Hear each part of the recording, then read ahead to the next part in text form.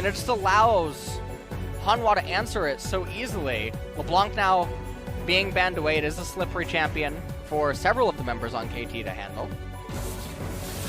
Zoe definitely would be a sitting duck with just her R.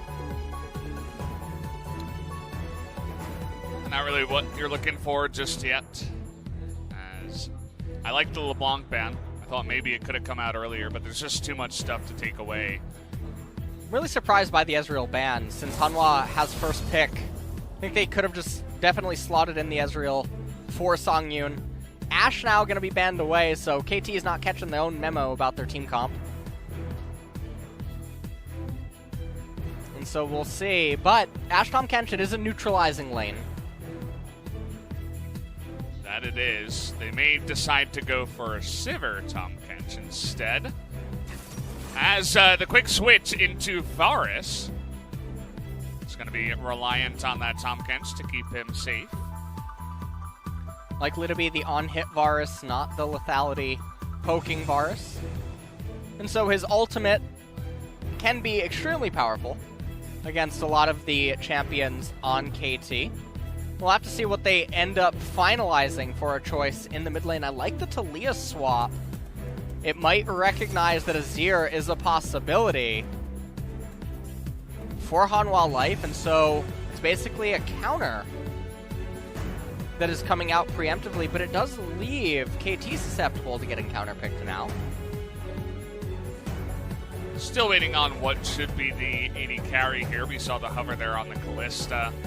Bunch of options taken away. You can just plop down this pick that worked out for Xayah. Songyun. Okay, never mind. Xayah coming in. So a little bit of an insurance policy. Okay.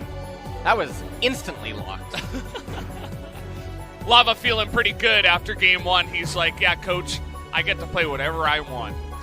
Even Fizz. It's been quite a while since I have looked forward to seeing a Fizz in a professional match, and we did say that the Taliyah, what I'm thinking that KT was thinking is that they recognized that Azir would be really, really powerful in this spot, and so they picked the Taliyah preemptively to try to dissuade Hanwha Life from going that, and Hanwha Life say that they don't really care about how much aggression KT is going to bring. They're going to try to bring their own form of aggression, so the Fizz, that is pretty strong, and paired with the Rek'Sai, can definitely be a force to be reckoned with.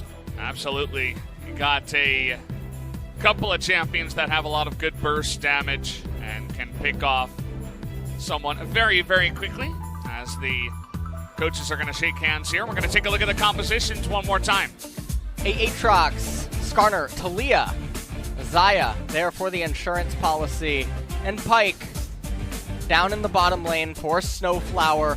This team composition, it wants to get ahead. The Taliyah, very versatile, can help out the bottom and the top lane once she does have that level 6. But on the flip side, we have Varus, Tahm Kench, Fizz, Rek'Sai, and Ryze. And so this team composition, if it gets ahead, it's extremely oppressive. The enemy team doesn't get to have fun, is what ends up happening. But if it falls behind, you'll notice yet again, very weak team trying to handle Baron. Also, not the easiest transitions into the mid late game. Yeah, so we'll see if it does work out, if Hanwha can get off to a good start again here, jumping into game number 2.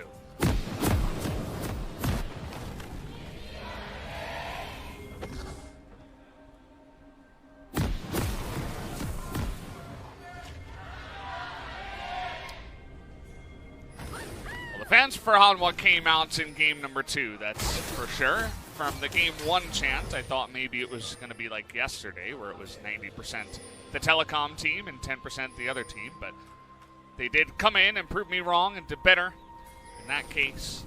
So now all eyes on this guy, holding the carrot stick.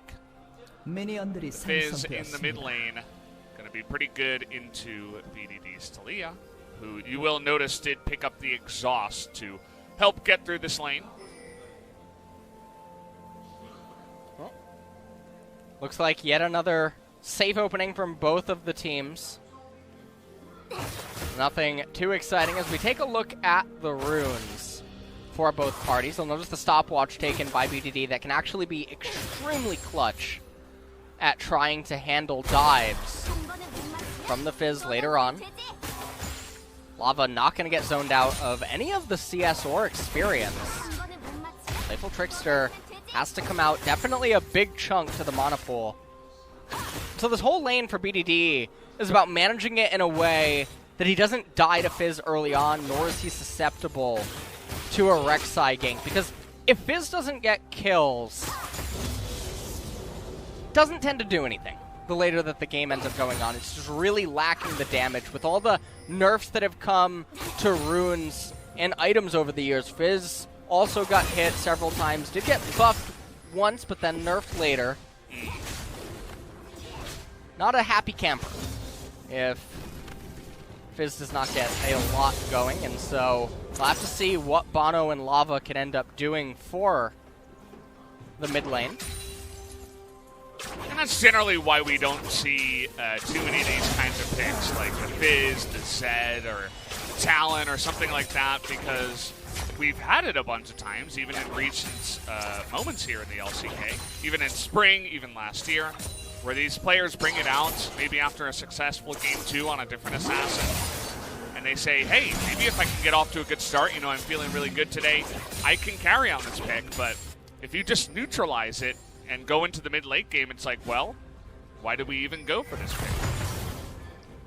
Yeah, and we'll have to see what they can end up doing for it. I want to point out that Bono's route is a little bit bizarre. He opts in for almost a full clear.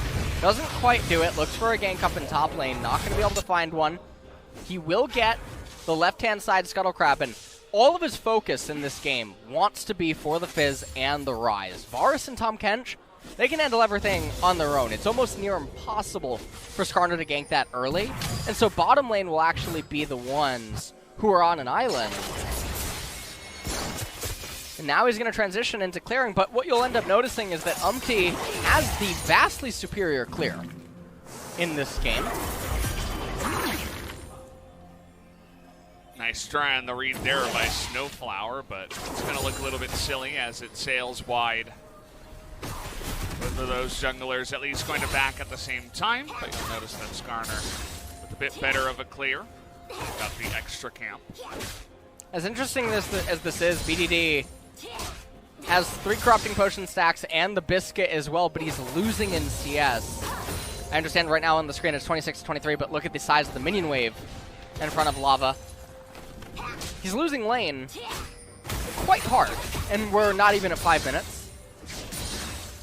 Well, I mean, it wouldn't be a change from game number 1, would it? Where Lava was able to win this lane pretty hard as well. But understandably, it seems like maybe he's playing overly safe. We haven't been looking at this lane the entire time. And Fizz can be very reliable about getting the CS, as he actually goes aggressive there. Gets that electrocute proc as well, but misses a bunch of CS. 329 days since the last Fizz game by Kuro. And it was a loss, but this one's not looking like it might be a loss, as Lava is piloting the champion quite well here, at least in the early laning phase against BDD. And things are definitely going Hanwha Life's way this early on. Umti, I think he checked his damage chart at the end of last game, so he's trying to get a little bit more done. So far, not the most exciting early game. A little bit interesting that Umti, though, he is slowing down his farming by trying to go for these early aggressive plays, but it will stunt his level 6. Snowflower here coming up, seeing if he can stop this back. Actually, Tavares was all alone, but not interested in doing much other than poking him with his stick. That's about it, so nicely done there. Yeah, last time Fizz was played, long time ago. We had Kuro here still. ATU Cow on the Swain. Times have changed. Something I want to point out about the Pyke thing is because of the interrupt, Varus has to TP back. He doesn't have the luxury to just walk all the way back and save the teleport for a more superior timing. So definitely good play by KT so far. Scuttle Crab